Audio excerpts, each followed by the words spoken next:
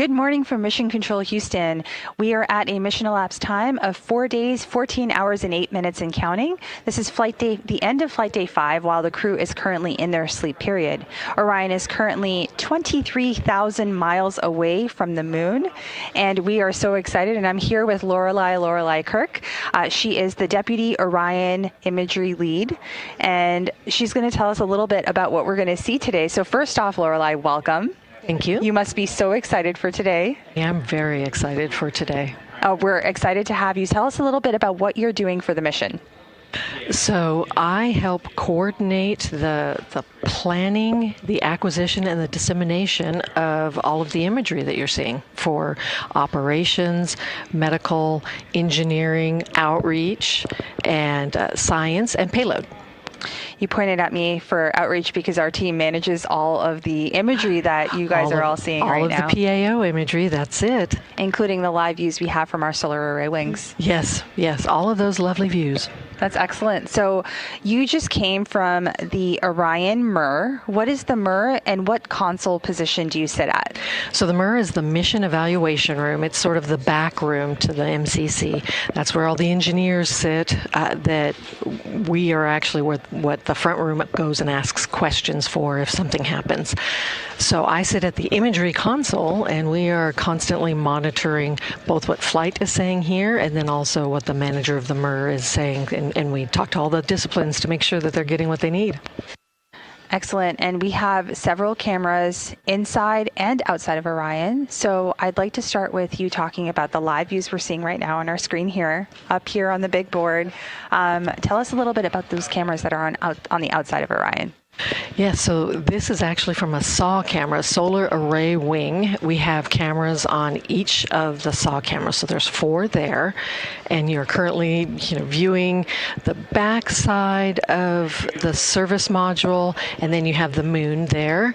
That is very bright because these cameras are actually set to look at the vehicle, not at the moon or the Earth or stars. They're there so that we can see the external portion of the vehicles for inspections or any issues we might come up with.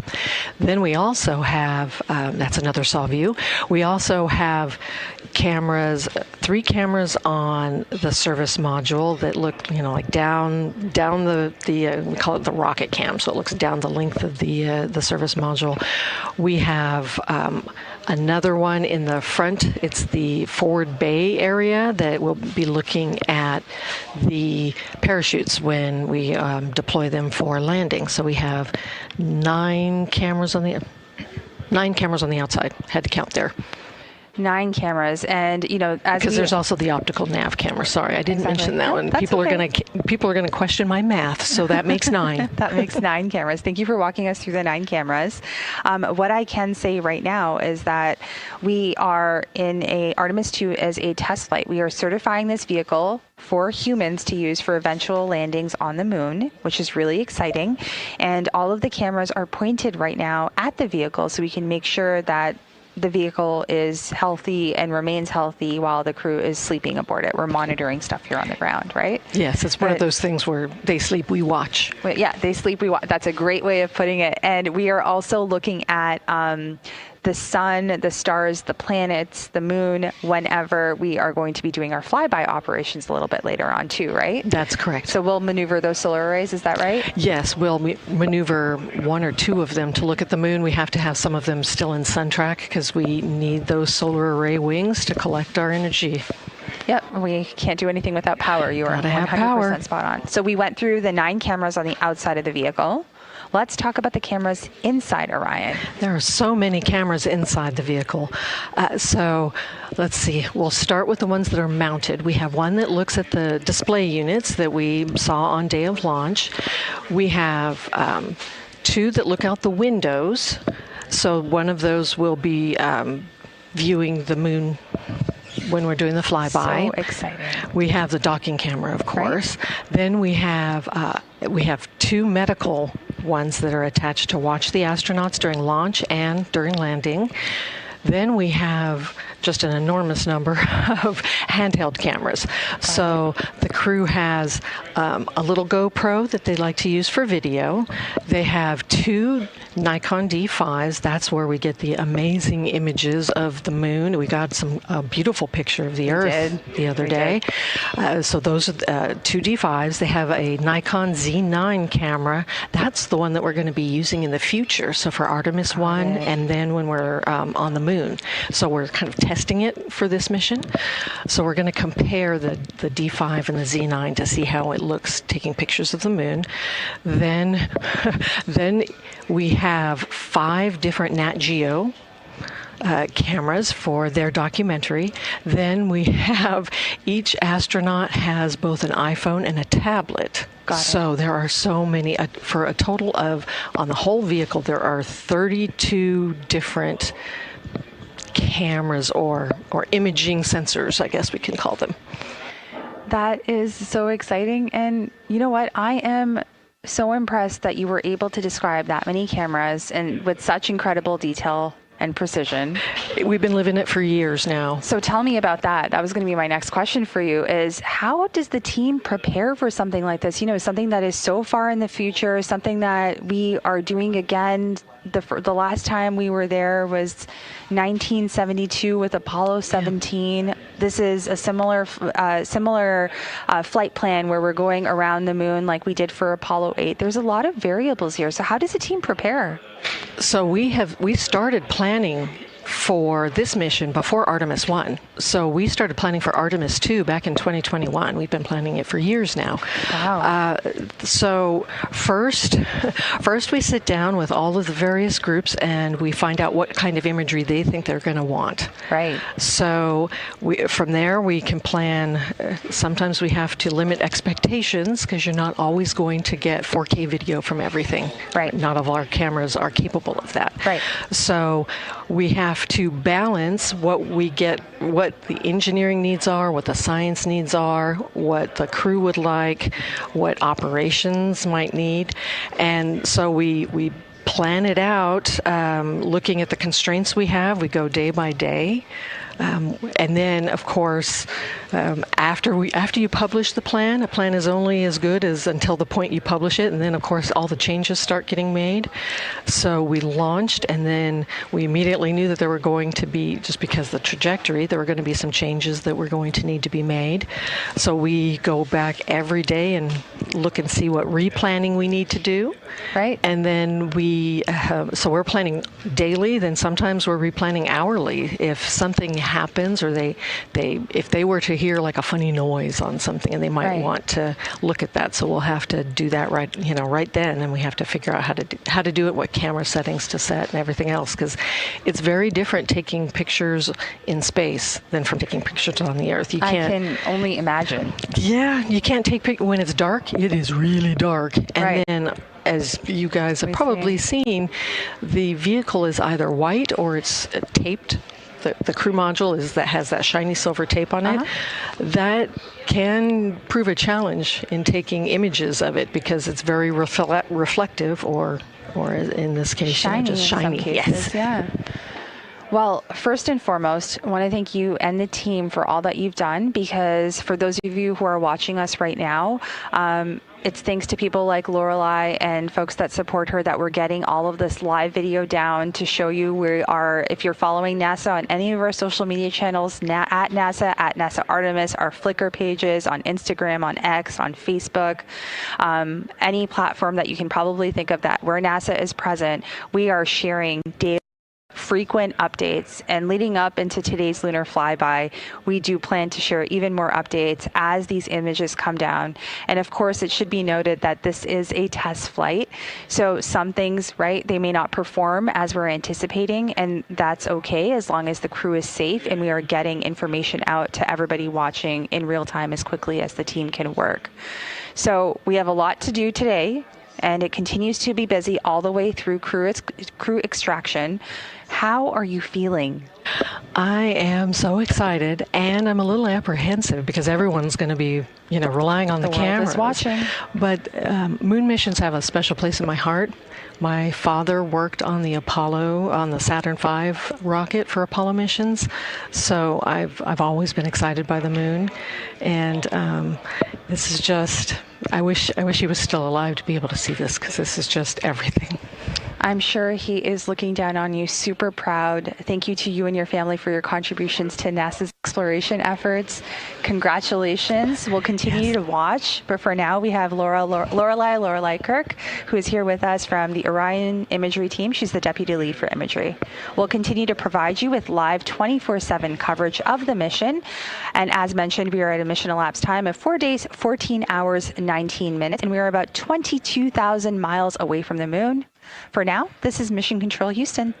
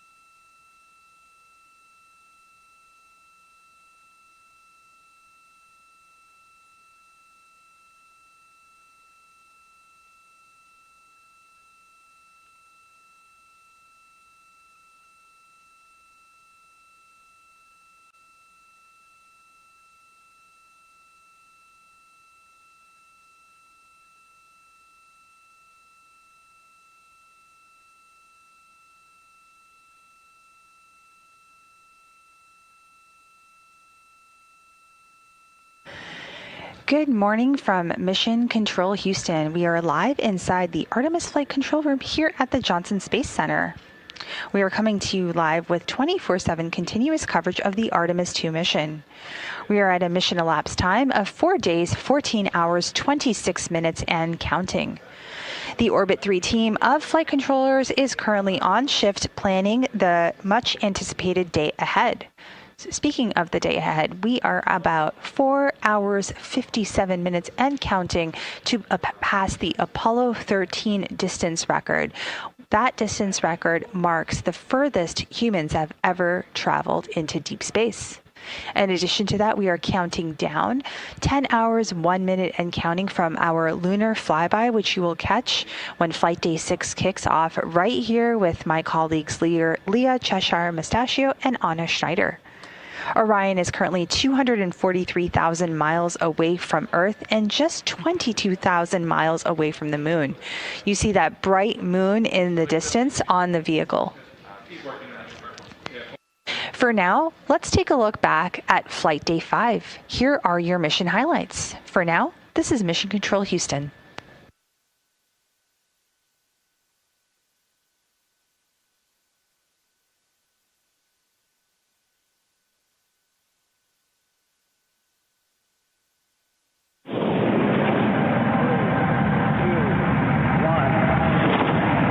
Hello, Reed, Victor, Christina, and Jeremy. This is Apollo 16 astronaut Charlie Duke. John Young and I landed on the moon in 1972 in the lunar module we named Orion. I'm glad to see a different kind of Orion helping return humans to the moon as America charts the course to the lunar surface. Below you on the moon is a photo of my family. I pray it reminds you that we in America and all of the world are cheering you on. Thanks to you and the whole team on the ground for building on our Apollo legacy with Artemis. Godspeed and safe travels home.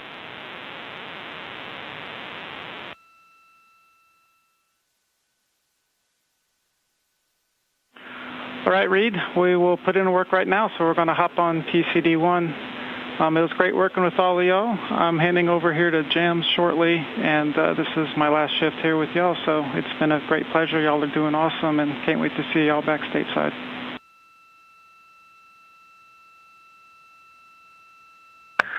Thanks, Mike. Absolutely excellent. If you want to do one final count check, we can switch over to any OE that you want. We can do as many as you want.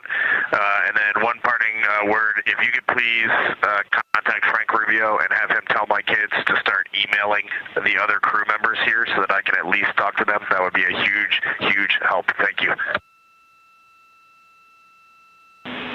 Hey, Reed, that's a simple thing. I'll make sure it gets done. Have a good one.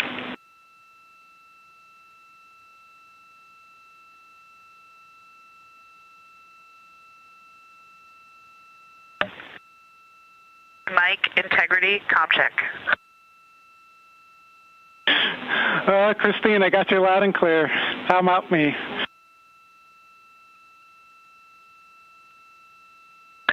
Yeah, buddy, we have you the same. It's been great working with you. Thank you for all the help and support. For sure. Y'all have been amazing. I've loved every minute of it.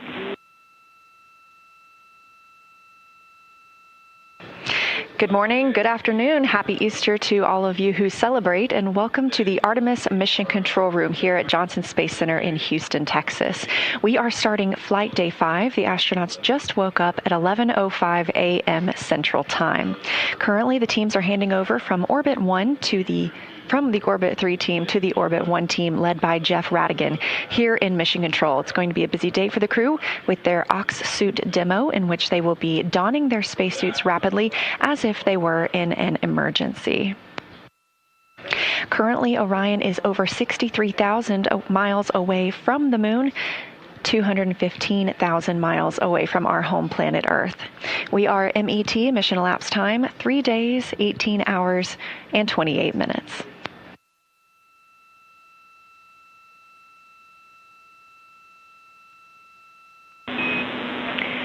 Integrity crew, we are rolling Orion by 20 degrees to improve optical comm.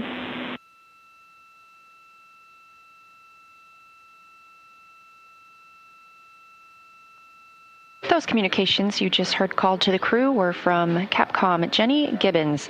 She is a Canadian Space Agency astronaut and backup Artemis II astronaut.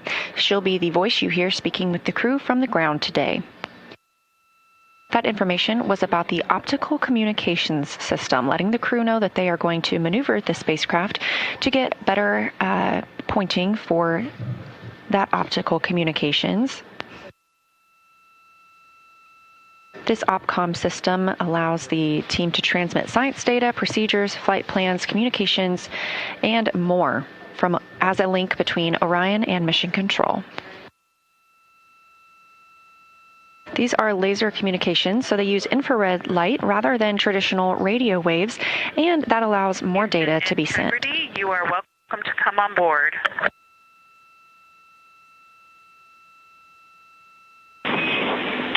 Copy, Christina. We are on board with you. Thank you.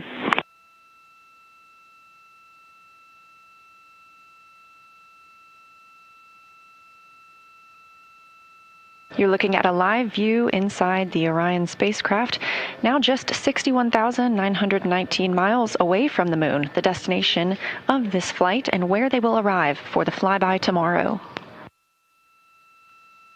As we get a live look inside the cabin closest to the camera, NASA astronaut Christina Cook, and behind her, Canadian Space Agency astronaut Jeremy Hansen, his first flight to space. We are entering Flight Day 5. The crew is still in their post-sleep period and configuring the spacecraft for the day's events. Immediately upon wake up and before the astronauts brush their teeth or exercise, they are asked to take a saliva collection. Saliva provides a unique window into human immune system functions in a deep space environment. So dry saliva is collected before, during, and after the mission. The crew blots it onto special paper in pocket-sized booklets. Go ahead.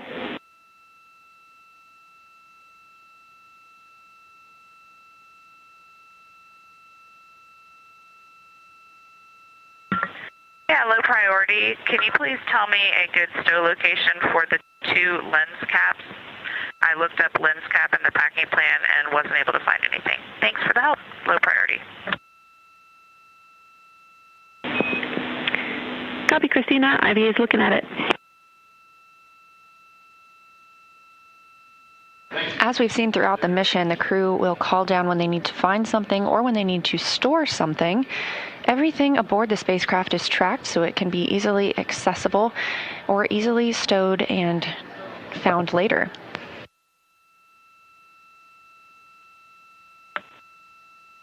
Houston, Integrity, good morning and happy Easter to everyone down on Earth. We wanted to kick off our Easter Sunday by honoring our crewmate, Jeremy Hansen. We have a long-standing tradition in the astronaut office of the traditional astronaut pin, and when you fly in space, you change from silver to gold. And so we figured today was a perfect day to honor our friend, Canadian astronaut Jeremy Hansen, with his flown astro pin.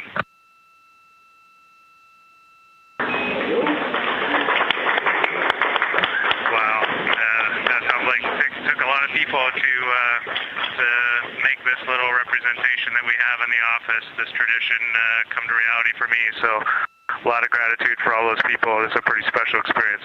Thanks for doing this, guys. Congratulations.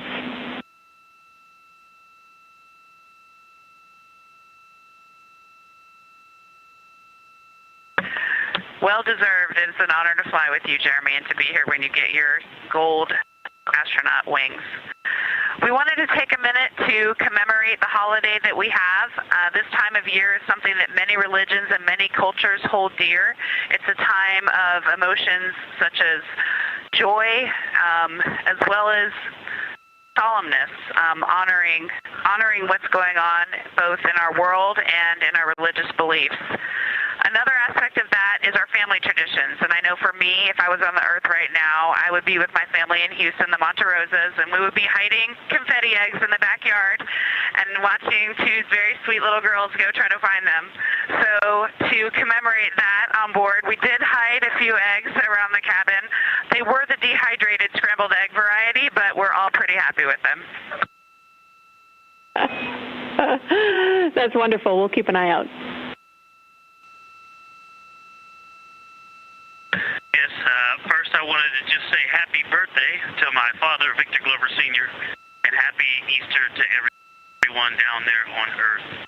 And with that, I will pass it off to Jeremy. Thanks, Victor. Happy Easter, everyone.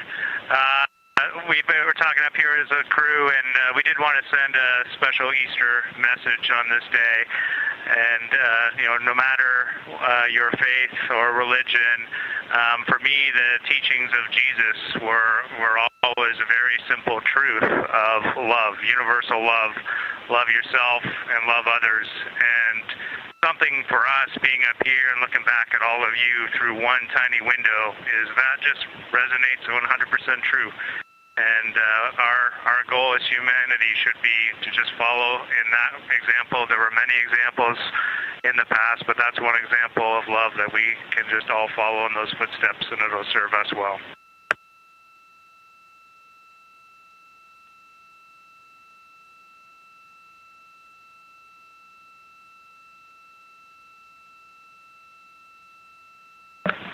And with that, Houston, we are eager and ready to start our exciting day of suit ops with you all. And we don't have any specific comments yet, but ready to hear what you've got for us.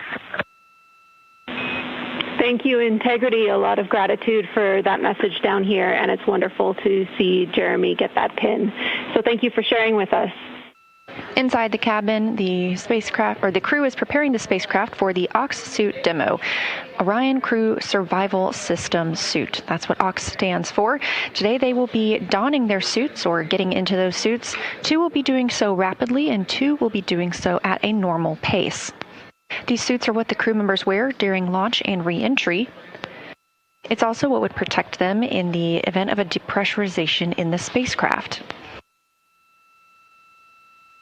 These Orion Crew Survival System suits could keep the crew member wearing it in a breathable atmosphere for up to 6 days if Orion were to depressurize. Now, this is obviously the first time that humans have ever flown aboard Orion, so the first time we've gotten the opportunity to test out these suits. So after they put on the suits, they will pressurize them, and then they will install their seats. They uninstalled their seats following arrival in their high Earth orbit. And with these suits being pressurized, that seat install would be a little more difficult. Jenny, we are ready for the position to latch the leg assemblies onto the seat backs for 1 and 2. For both seats 1 and 2, you're looking for the seat pan position. You will be putting the pit pins in position 3 and 7 for both seats.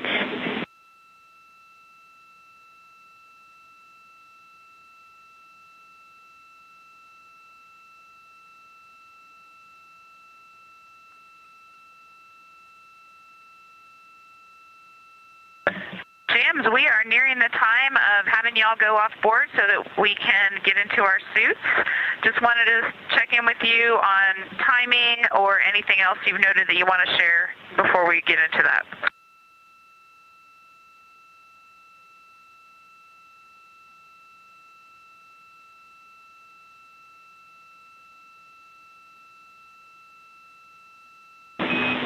Thanks for letting us know, Christina. That syncs with everything that we've been tracking.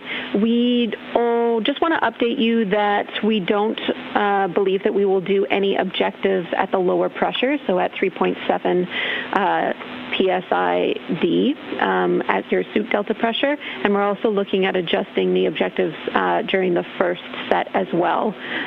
So we'll continue to talk about that. And in the meantime, you're a go to continue.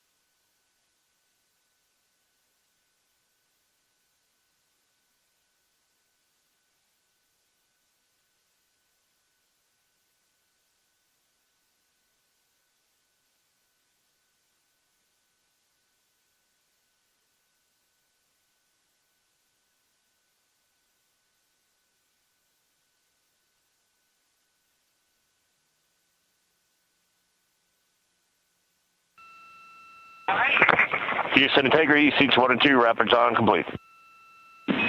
Copy, rapid dawn complete, seats 1 and 2. Thank you.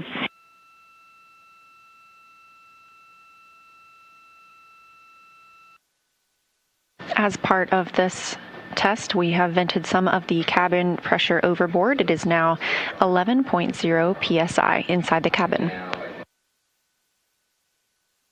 Again, today we are conducting a demonstration of these crew survival system suits.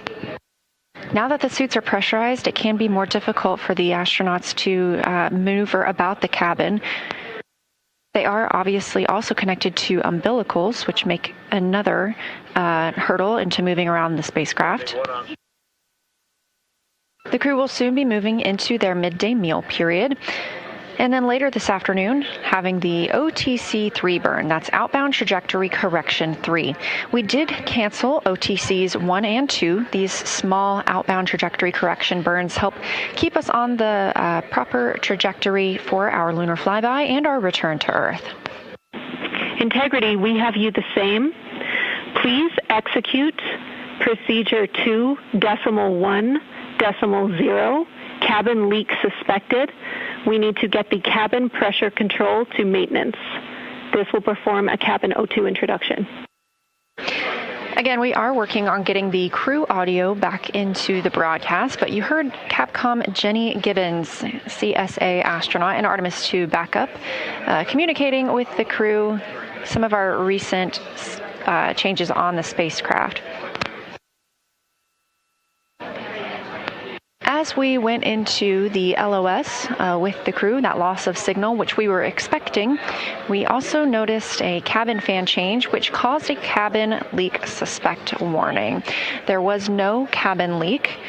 We needed to mode back to a maintenance option and reintroduce oxygen into the cabin. All right, Jenny. The moon is decidedly large out the window today.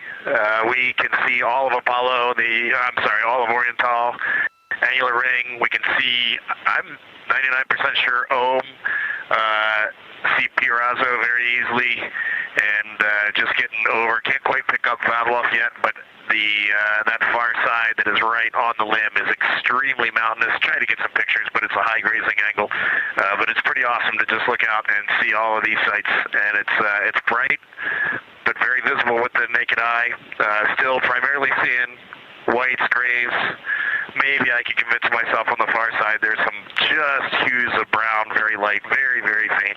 But it's a great view. It's beautiful. And on the near side, Aristarchus is by far the most prominent feature. It is really just glowing bright right now.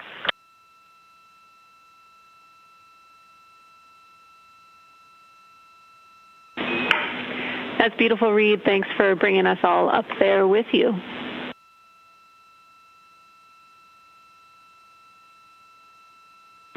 And for the science team, Pirazo and Aristarchus have the same albedo level right now. They're the same level of brightness. And then looking down, Copernicus is just a little bit dimmer, but it's close. And Houston Integrity, just one other observation. Looking at the Terminator, it's almost a full moon from this perspective, but we got the Terminator on the western edge of the moon, about 1 Oriental diameter from Oriental, and just with our plain eyes, you can really start to see topography. There is elevation on the moon, not just variation in color, and that already makes the moon look wildly different.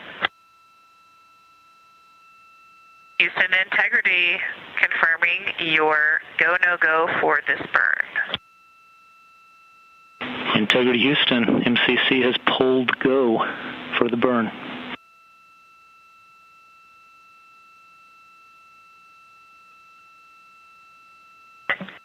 Integrity copies. This is Artemis Mission Control in Houston, Texas. We just heard confirmation there that the team here in Mission Control has pulled go for the upcoming outbound trajectory correction burn 3.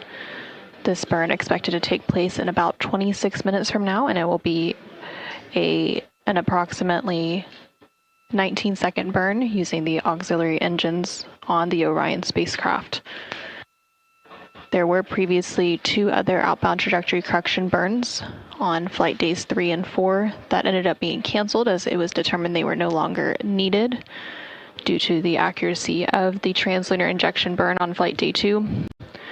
However, the team decided to go ahead and execute this outbound trajectory correction burn 3 today on flight day 5 to ensure an accurate trajectory as the spacecraft begins to make its way around the moon and back to Earth to minimize further larger trajectory corrections that may be needed on the return journey. Integrity Houston, maneuver to burn attitude starting in about 3 minutes. Integrity Houston, we're in burn attitude.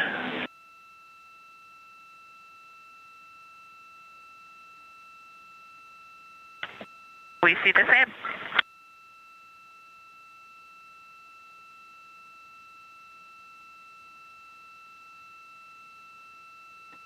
This is Artemis Mission Control in Houston, Texas. We just heard that confirmation called up to the crew on board the Orion spacecraft that the spacecraft has maneuvered to the correct burn attitude in preparation for the upcoming outbound trajectory correction 3 burn scheduled to take place in about 5 minutes from now. This is Artemis Mission Control in Houston, Texas. You're now seeing a live view of the Orion spacecraft, the exterior of the spacecraft, as we are about 2 minutes out from the upcoming outbound trajectory correction 3 burn. That burn is expected to last about 19 seconds, taking place around 10:03 p.m. Central, 11:03 p.m. Eastern Time. This burn will fine-tune the trajectory of the Orion spacecraft to ensure it stays on target for its journey around the moon and back.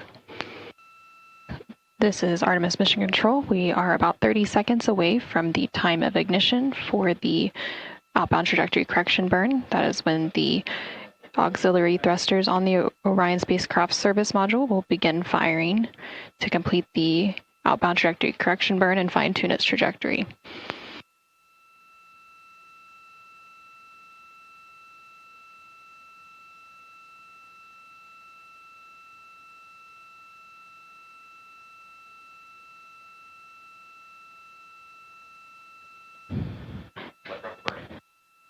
And we have confirmation that that outbound trajectory correction burn is now underway.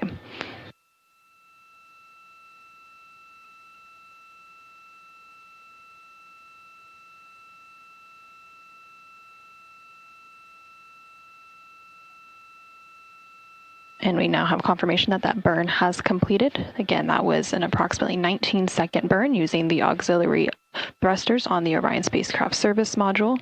That burn completed at 10:03 p.m. Central Time, 11:03 p.m. Eastern Time to further fine-tune the Orion spacecraft's trajectory as it continues to make its way around the moon, and it was a good burn. Integrity Houston, good burn. We are assessing the details.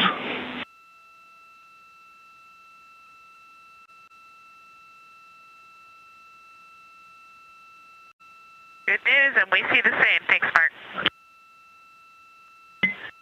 Great to finally do a burn. I know.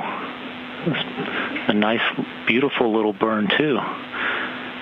Be advised we are maneuvering for opportunistic science, and you would need to configure your D5 and Z9 cameras for that, like yesterday.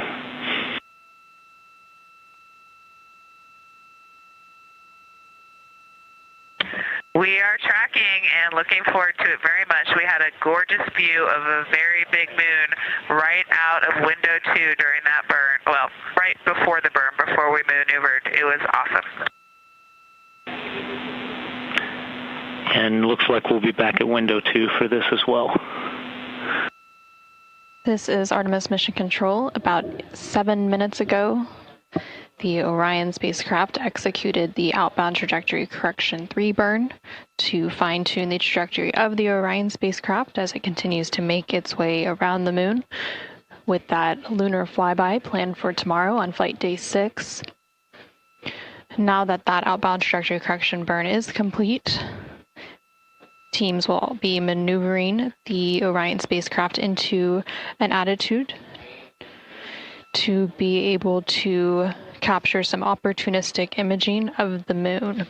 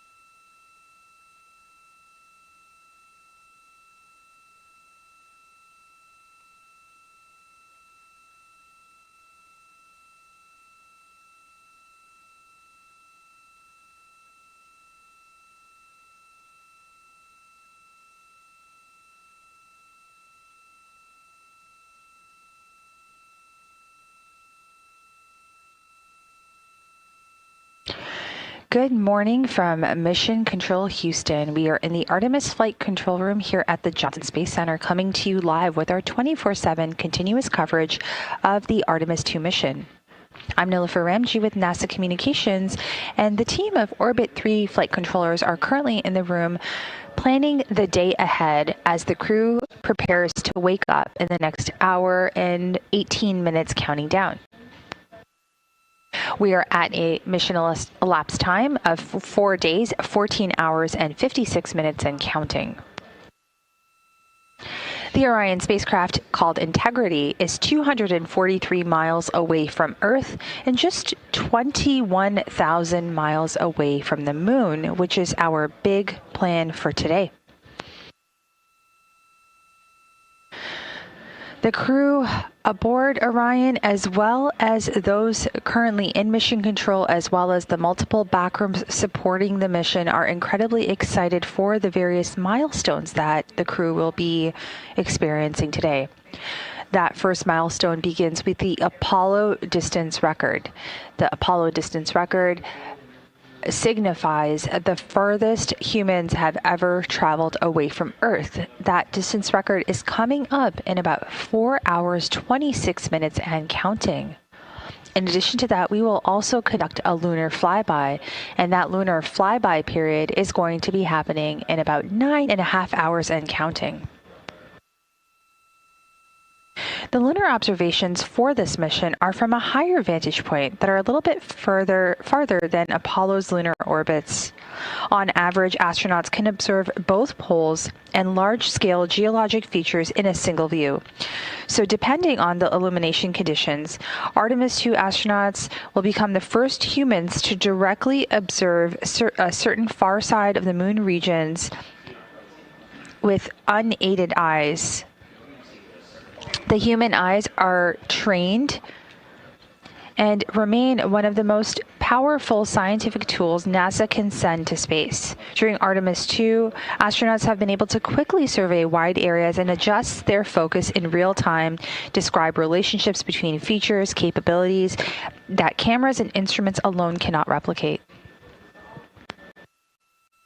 The crew observed the same regions that we're going to see a little bit later today multiple times under changing lighting conditions during a single flyby, so they're getting perspectives that would take robotic missions years to accumulate.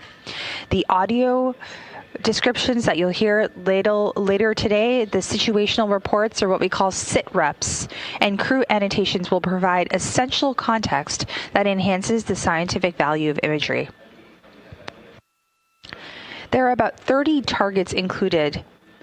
They're tied to past robotic missions, current science priorities, and future exploration sites, including regions near the lunar South Pole considered for future Artemis missions, and observing how surface features such as lighting evolves that allows scientists to better understand color, albedo, texture, morphology, and other key information for interpreting orbital and surface data. Currently, you are seeing live views from one of Orion's solar arrays. We see the moon right there in the distance. The solar arrays are currently focused on the vehicle, and that is looking up at the service module of the Orion spacecraft. And as we get closer and closer to the moon, those solar arrays will move out just slightly to focus more on the moon. We'll continue to provide you with live 24/7 coverage of the Artemis II mission. For now, this is Mission Control Houston.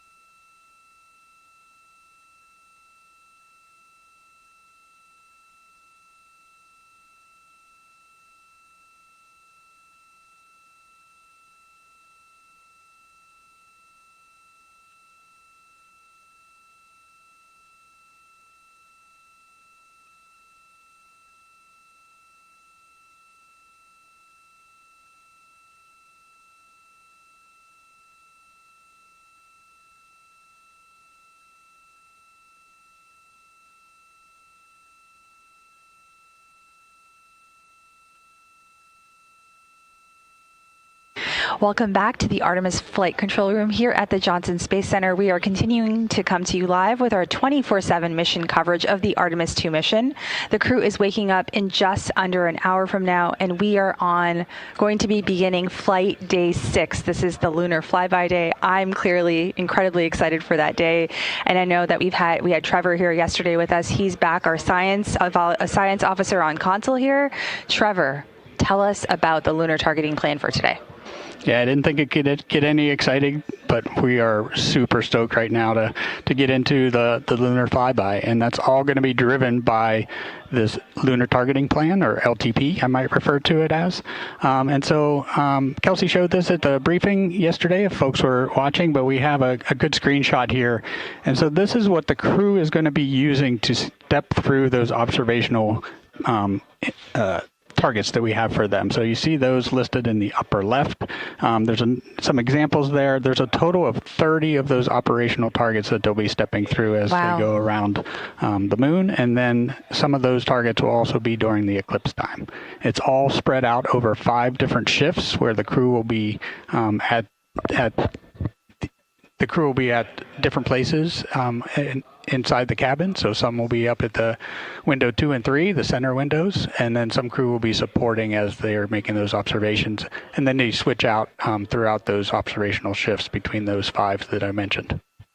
Excellent. That is very helpful to understand. I have one follow-up question to the lunar targeting plan. We have what we called LOS and AOS, and we see this a lot with the space station. We have the loss of signal and the acquisition of signal. If I remember correctly, we won't hear from the crew as they go through the far side for about 40 minutes. Is that right?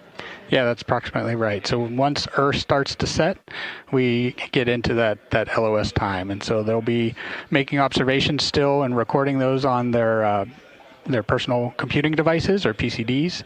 And then we'll see Earth rise, which will super exciting time when Earth's going to start peeking back out, and we expect to get signal back at that time. And as long as our signal is cooperating and everything should be good, the world will see Earth rise with us, we hope.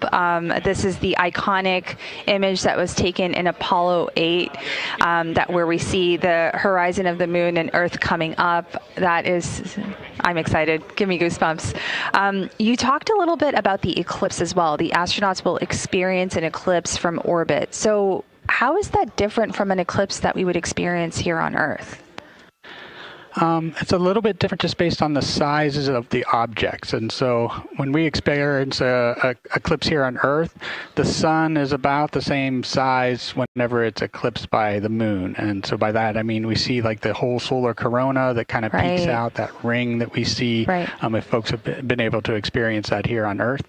The integrity crew is going to be much closer to the moon at that time. So they're going to see the sun as a small disk disappear behind the moon for about that 50 minutes period, and then pop back out 50 minutes later.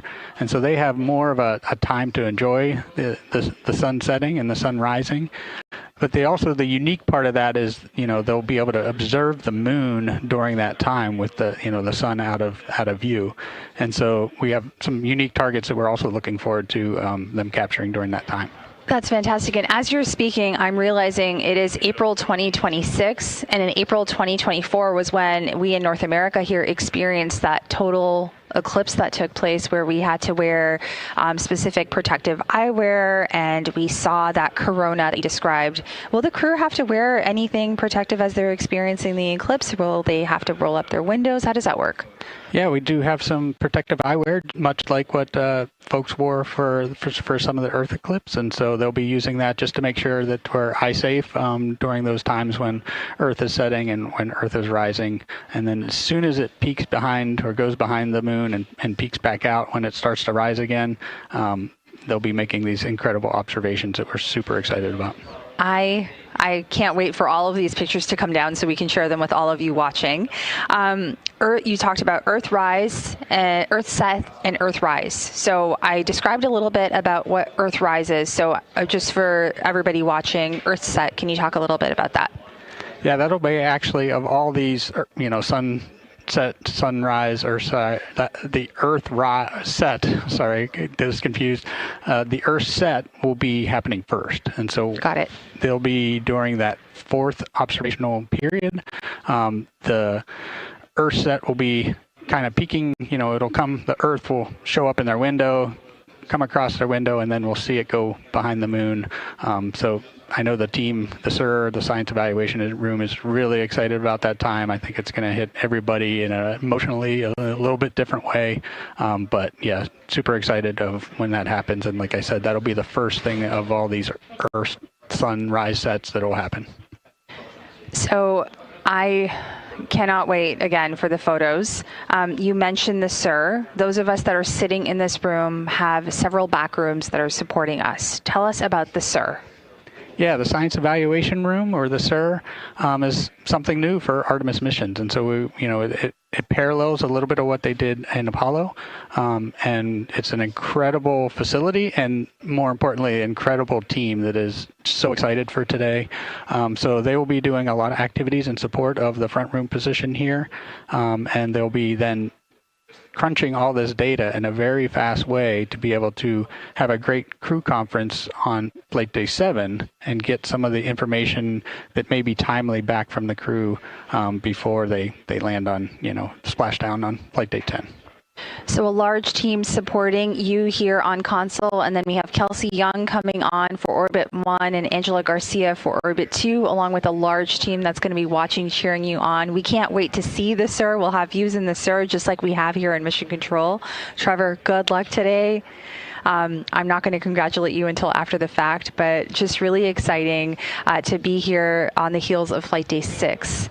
So we'll continue to provide you live coverage of that lunar flyby that's coming up. I'm just looking at my board in just under 9 hours, or just over 9 hours from now. As mentioned, we are at a mission elapsed time of 4 days, 15 hours, 24 minutes, and counting. And this is Mission Control Houston, where we will continue to provide you live 24/7 coverage.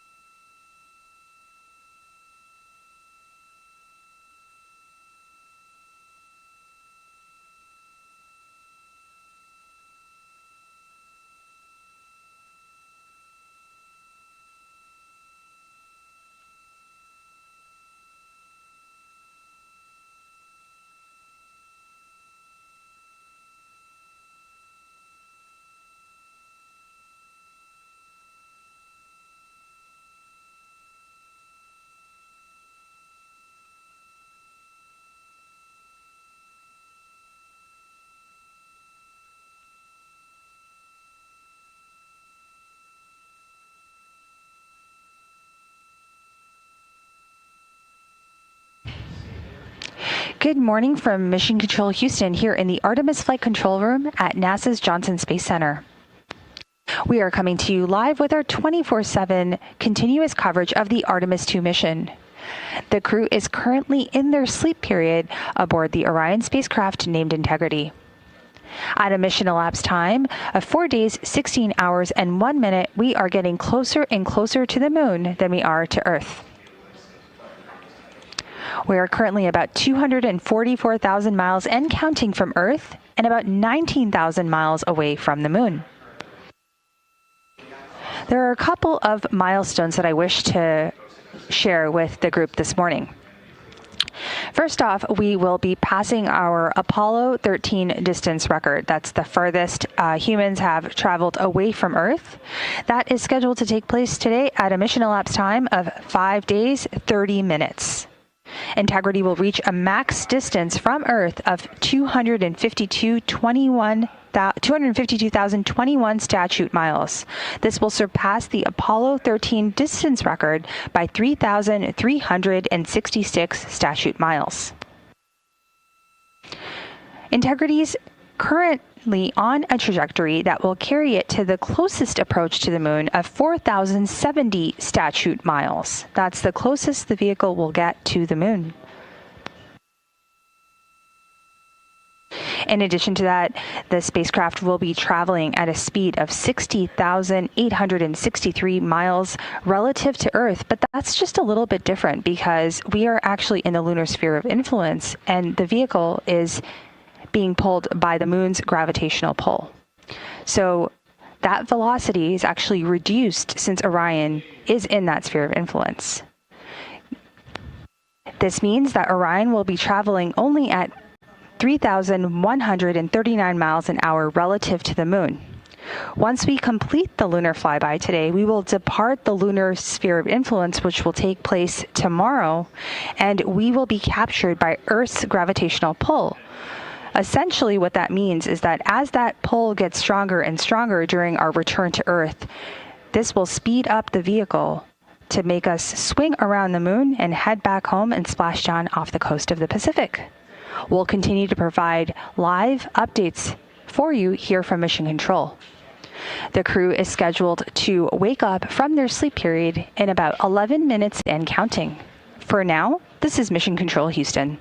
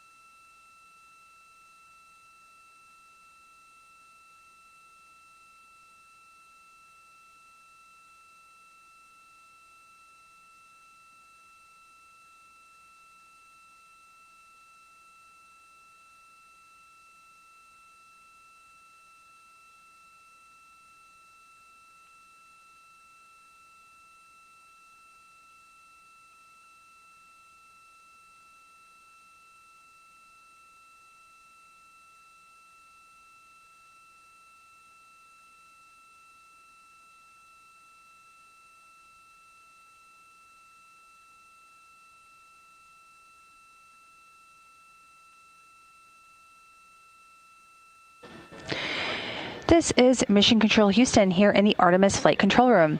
At a mission elapsed time of 4 days, 16 hours, and 7 minutes, I wanted to provide a quick update on the different milestones and times today that we will experience the lunar flyby. Today is Monday, April 6th, and we are in Houston, so that is in Central Daylight Time. At 12:56 p.m., Integrity will pass the Apollo 13 distance record by humans of 248,655 statute miles from Earth. At 1:45 p.m. Central Daylight Time, the lunar observation period will begin. The crew will complete some lunar observations before we enter the loss of signal period, which is scheduled for 5:44 p.m. Central Time. This is when Integrity begins its transit behind the moon. At 6:02 p.m., Integrity makes its closest approach to the moon at a distance of 4,070 miles. And at 6:07 p.m., Integrity reaches the farthest distance from Earth at a distance of 252,760 miles. That's about 4,105 miles farther than Apollo 13. At 6:25 p.m., we get the acquisition of signal, which essentially means that Integrity will emerge from behind the moon and begin its journey back to Earth. At 7:35 p.m., the solar eclipse period will begin. And at 8:20 p.m., the lunar observation period will end. Finally, at 8:32 p.m., the solar eclipse period will end. Now, all of this is happening after the crew entered the lunar sphere of influence in their pre-sleep period. Tomorrow, on Tuesday, April 7th, at 12:25 p.m. Central Daylight Time, Integrity will exit the lunar sphere of influence. This will happen when Integrity is at 41,072 miles from the moon. This is when Earth's gravitational pull will increase the velocity of the vehicle to speed up and re-enter Earth's atmosphere and splash down off the coast of the Pacific. For now, this is Mission Control Houston.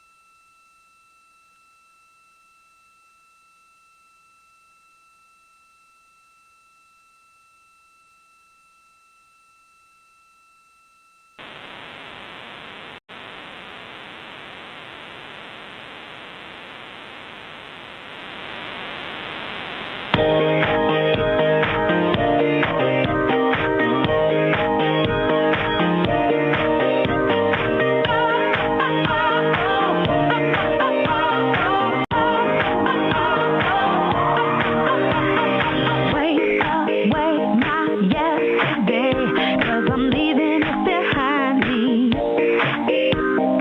Hello, sunshine, come with me. I feel something new inside me. I hear the birds singing, now my alarm ringing. Get up, hey, it's a good morning. Wake up to a brand new day this morning. Stepping on my way. Good morning. Drink it, give me just what I need. And I can feel the whole sky rising in me. Good morning.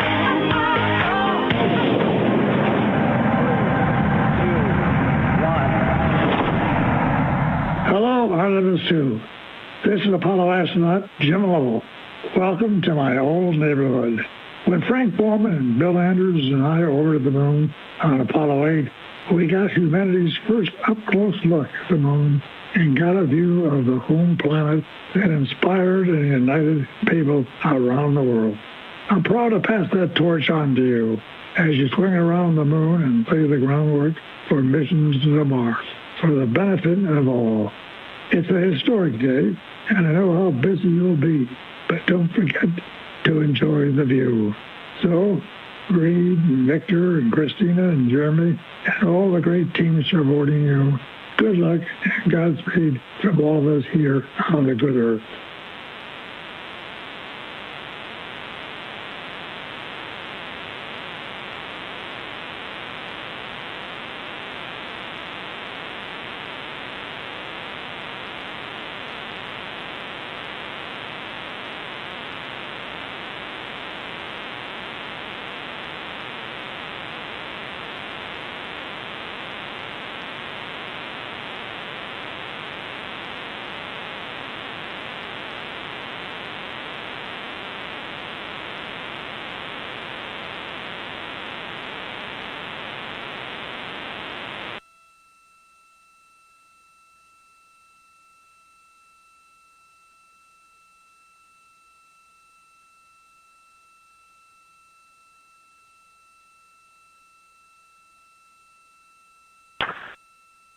Good morning, Houston. Integrity on 1. We got a question about toilet availability and dump line status. Good morning, Reed.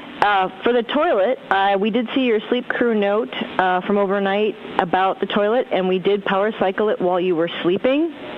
So you are go to activate the toilet, and if it starts up, let it run for 60 seconds. If you have no fault lights, you're go to use toilet, and please report if you have any off-nominal signatures. And additionally, we were able to get the wastewater tank down to 66%.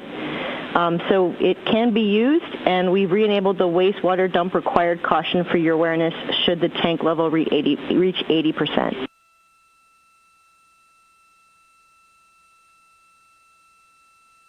Okay, we'll start it up, let it run for 60, and then see, and then just confirm secondary dump lines are all warmed up.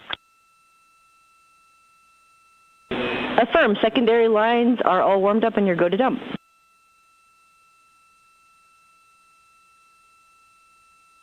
All right, awesome, thank you. And then switching gears, that was an awesome message from Jim Lovell, and very cool to hear him. Welcome us to the neighborhood. It's going to be a great day. Thank you. Concur, Reed. Yeah, I know it gave me chills. Definitely one of my heroes.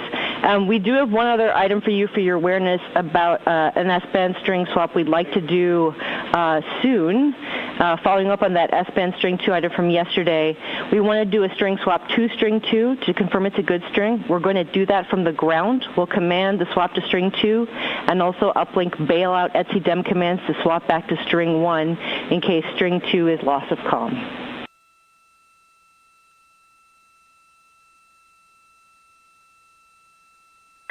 Okay, any crew action there? Is it all ground commanding? If so, go ahead and knock it out whenever it's waiting for you. No crew action, and we'll go ahead and knock that out from the ground. I'll probably give you a call back up with a voice check when we're done.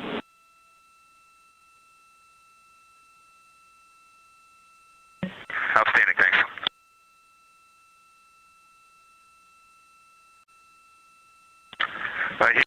So before we lose you there, I'm surprised that at least on the D use. Our flight plan does not say anything about stowing our saliva science kit this morning. Confirm we want to leave that out in the cabin today? Checking.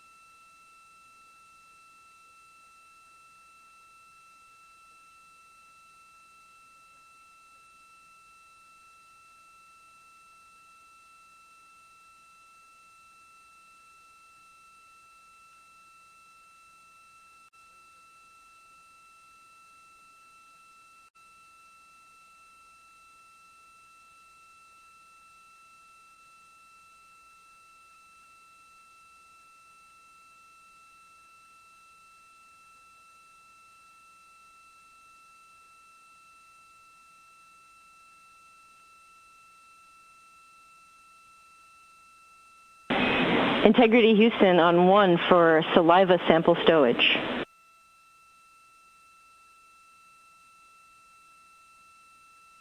Go. Okay, Reed, the first set of saliva samples can be stowed per the stowage note. That's part of Victor's timelined activity at 1825. The second set of samples will be temp stowed out in the cabin.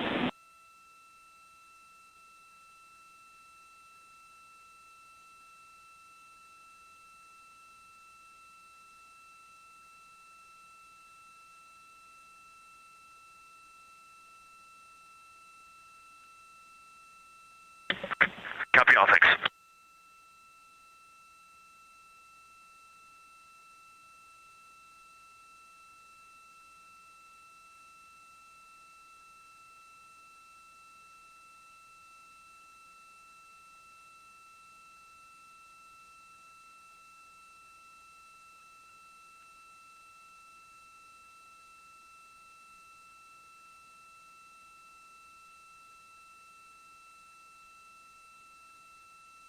This is Mission Control Houston in the Artemis Flight Control Room here at the Johnson Space Center.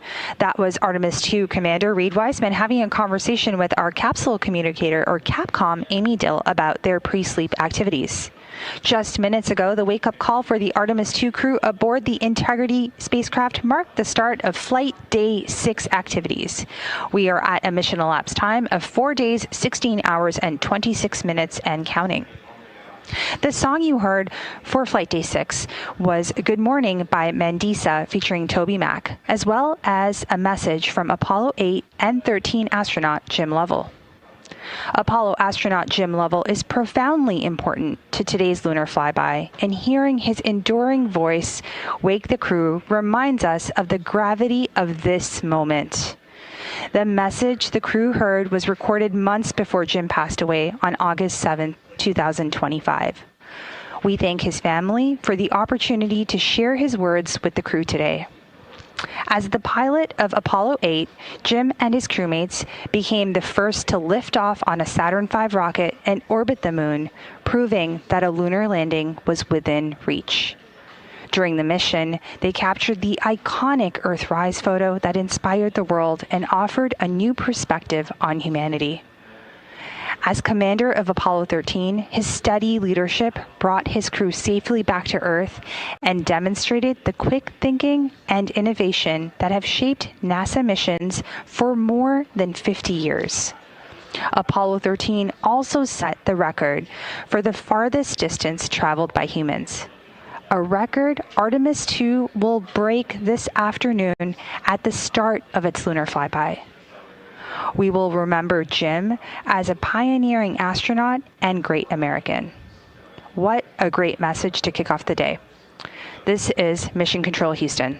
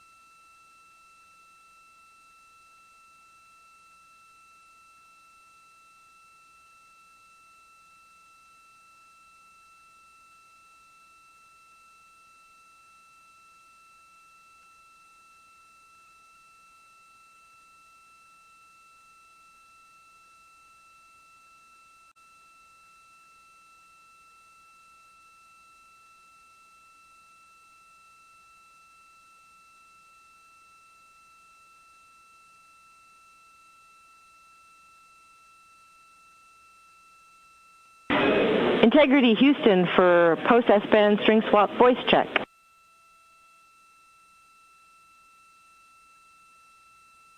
Got you loud and clear on S-band 2. Yep, string 2 is looking good, so we're going to remove those bailout commands. Loud and clear 1, looking good. Yep, concur on Orion to Earth 1. Okay, that's awesome. Everything looks good on board. I got so far as to take a single window shutter off, and the moon looks amazing. Aristarchus is the brightest thing that I see on the entire surface, and if I can pull myself away, I'm going to get to work in the post-sleep. Sounds great, Reed. Thanks for that description. And we also wanted to let you know that you are go to perform the dock cam remove activity, no rush.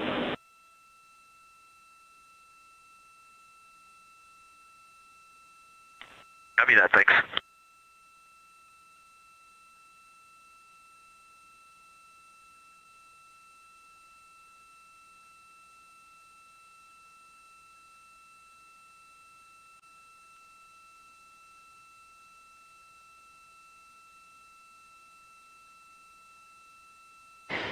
This is Mission Control. At a mission elapsed time of 4 days, 16 hours, 34 minutes, the crew has woken up, and we are about 245,000 miles and counting away from Earth and about 18,000 miles away from the moon. You can see these live views coming through right now, and the bright celestial object in front of us is the moon. Counting down to our lunar flyby, we are 7 hours, 53 minutes from the flyby conclusion. We are also 2 hours, 48 minutes and counting from our Apollo distance record. We will continue to bring you our live 24/7 continuous coverage of the Artemis II mission here from Mission Control.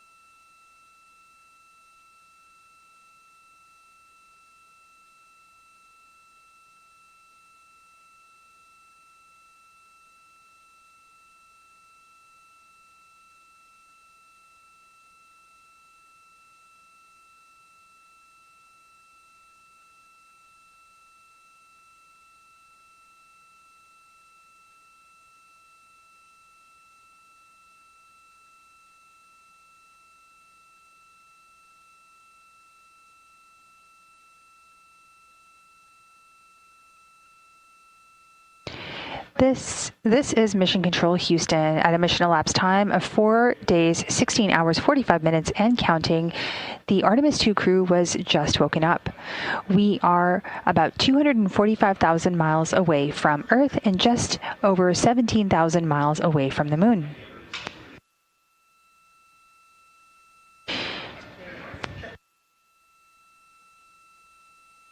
Today marks the commencement or beginning of Flight Day 6. Flight Day 6 is the day we do our lunar flyby. There are several science activities and priorities taking place, so let's tell you a little bit about them. The Artemis II lunar science program is guided by 10 prioritized science objectives informed by community-driven science documents and tailored to this mission's profile. The targets that they've selected for this mission maximize that high priority lunar science we just discussed, with a particular emphasis on far side regions and features relevant to future exploration. The lunar science team developed a 360-degree target list covering the entire moon, allowing the mission to remain flexible regardless of launch date or illumination conditions. That lunar targeting plan that you've heard about this morning, if you've been following along, has 30 targets based off of our launch and trajectory for this launch window. The targets include features tied to past robotic missions, current science priorities, and future exploration sites, including regions near the lunar South Pole that are being considered for future Artemis missions, and observing how surface features change as lighting evolves, allowing scientists to better understand color, albedo, texture, and morphology. These are key pieces of information for interpreting orbital and surface data.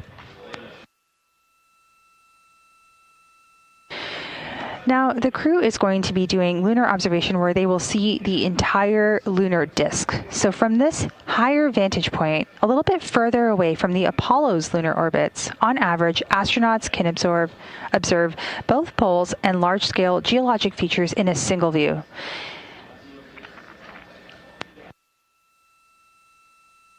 Based on the lighting conditions, as Artemis II astronauts will become the first humans to directly observe certain far-side regions of the moon with unaided eyes. Human eyes and trained judgment remain among the most powerful scientific tools NASA can send to space. During this Artemis II mission, the crew has been able to quickly survey wide areas, adjust their focus in real time, and describe relationships between features, capabilities that cameras and instruments alone cannot replicate. The crew observed the same regions multiple times under changing lighting conditions during a single flyby, providing perspectives here on the ground that would take robotic missions years to accumulate. Audio descriptions and situational reports, you'll hear them called sit reps, as well as crew annotations, will provide essential context that enhances the value of scientific imagery.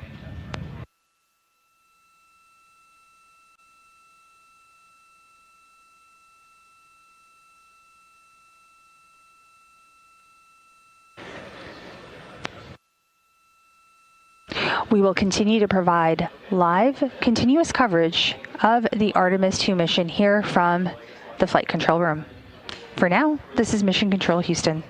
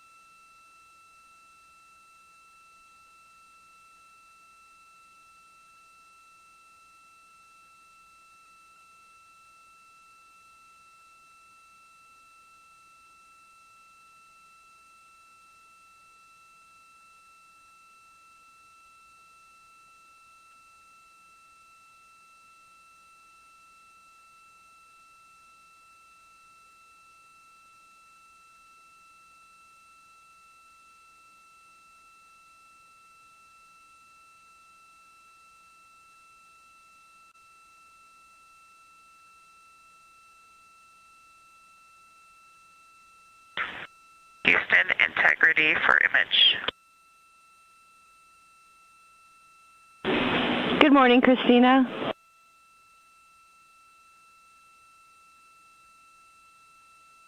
Good morning, Amy. Great to hear your voice. Great to be working with you all today. We wanted to share what we're seeing out the window. There's one picture of the moon as it looks right now on PCD3 in images for downlink. Excellent, Christina. We will downlink that now, and we look forward to seeing it.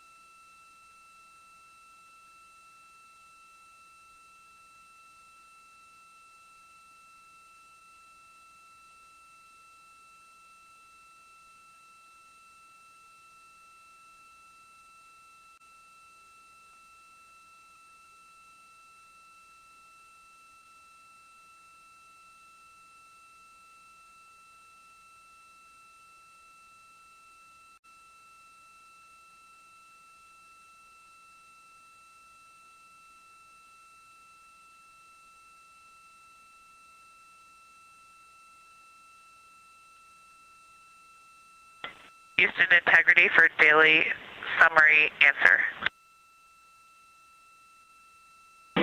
Houston's here.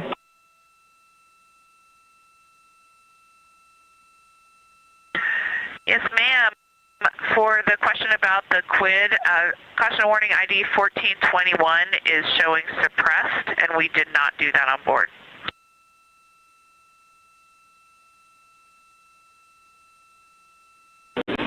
Copy. Thanks for the data.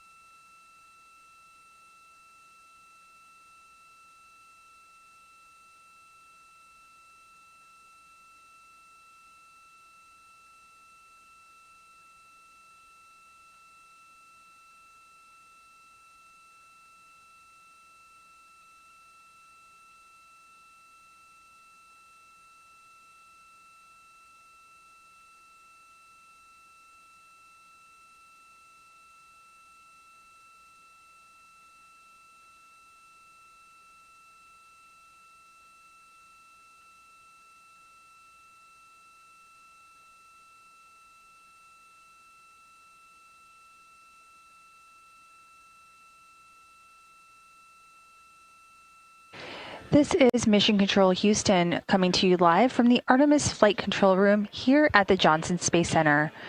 We are coming to you live with 24/7 continuous coverage of the Artemis II mission. At a mission elapsed time of 4 days, 17 hours, and 5 minutes, the crew is currently undergoing their pre-sleep period. This is where they complete various activities such as hygiene and getting ready for the day, as well as their daily crew conference. The Orbit 3 team is getting ready to hand over to the Orbit 1 team of flight controllers. Currently, the Orbit 3 flight director in the room is Brandon Lloyd, with capsule communicator or Capcom, Amy Dill. We are getting ready for our lunar flyby today, which is happening today, flight day 6. What I'm going to do is take a moment and explain some of the milestones that are coming up later on, and I will be doing this in Central Daylight Time.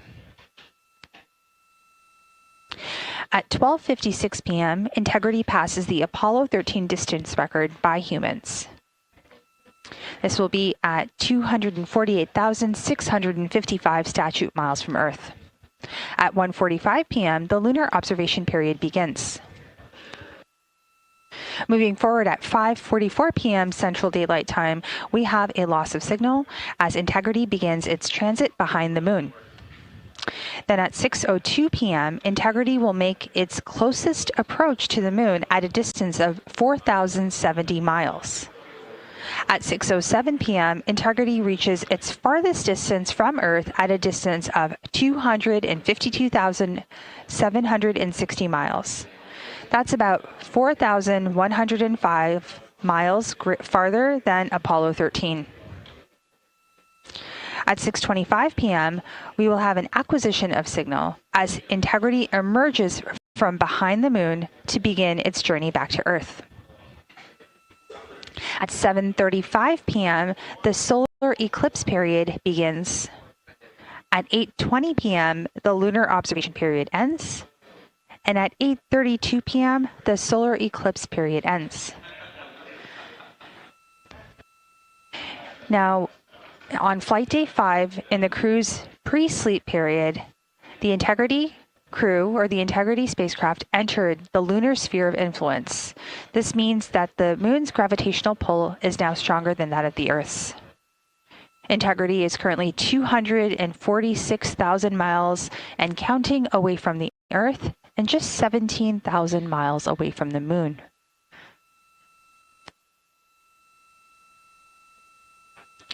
Once the lunar flyby concludes, tomorrow, Tuesday, April 7th, at 12:25 p.m. Central Time, Integrity will exit the lunar sphere of influence and will be about 41,072 miles away from the moon. Once Integrity does exit that lunar sphere of influence, the Earth's gravitational pull will be stronger than that of the moon's. This means that pull will help speed up the spacecraft as it begins to splash down off the coast of the Pacific. For now, this is Mission Control Houston.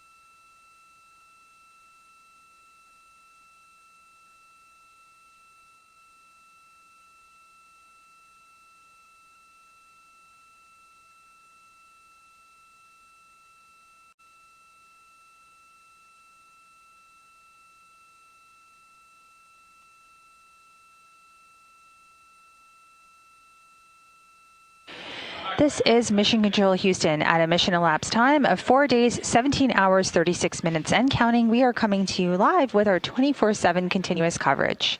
The Artemis II crew is currently in their pre-sleep period aboard the Orion spacecraft named Integrity. We are currently 246,000 miles away from Earth and just over 16,000 miles away from the Moon. We'll continue to follow operations along here in Mission Control. The Orbit 3 team has completed their handover and is handing things over to the Orbit 1 team.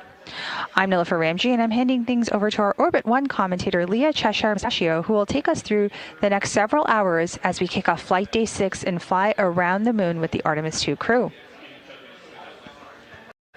For now, this is Mission Control Houston.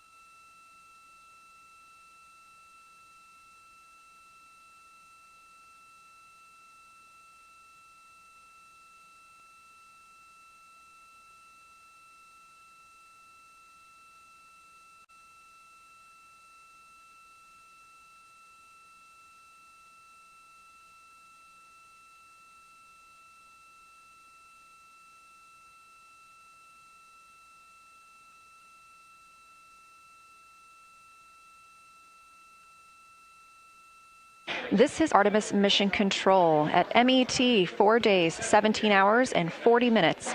We are here live covering Orion and the Artemis II crews fly around the Moon. I'm NASA Public Affairs Officer Leah Cheshire-Mustachio.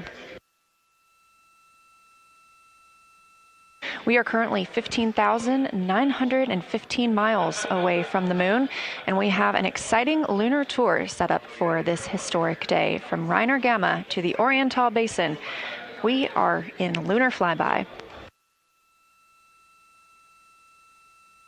The Orbit 1 team is now on console, led by Flight Director Jeff Radigan. Capcom today will be Canadian Space Agency astronaut Jenny Gibbons, a backup for the Artemis II crew.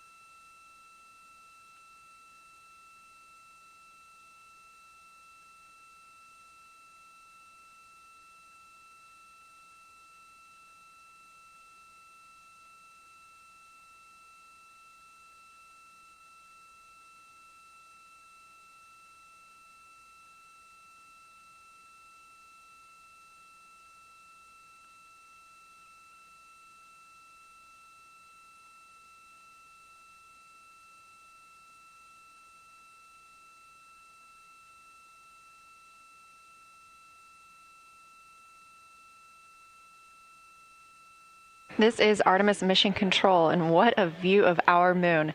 This captured from one of the cameras on Orion's solar array as we continue to get closer and closer to our lunar neighbor. The crew are in their post-sleep period, able to conduct any necessary hygiene. They're able to configure the cabin, which will be especially important for today's lunar flyby operations. They'll also have another timelined block to configure the cabin for their lunar flyby operations in just a little while. Post-sleep is also the time during which the crew has a chance to eat breakfast. And on the menu today is breakfast sausage, couscous with nuts, strawberries, tortillas, a maple top muffin, oatmeal with apples and cinnamon, seasoned scrambled eggs, grits and butter, mango salad, and a sausage patty.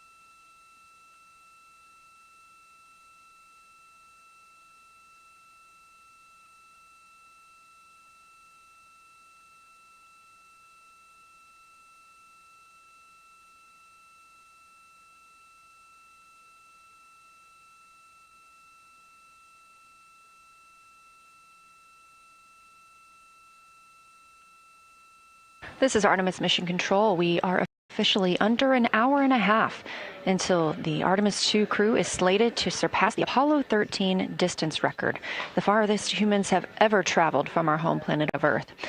The record set by Apollo 13 in 1970 stands at 248,655 statute miles.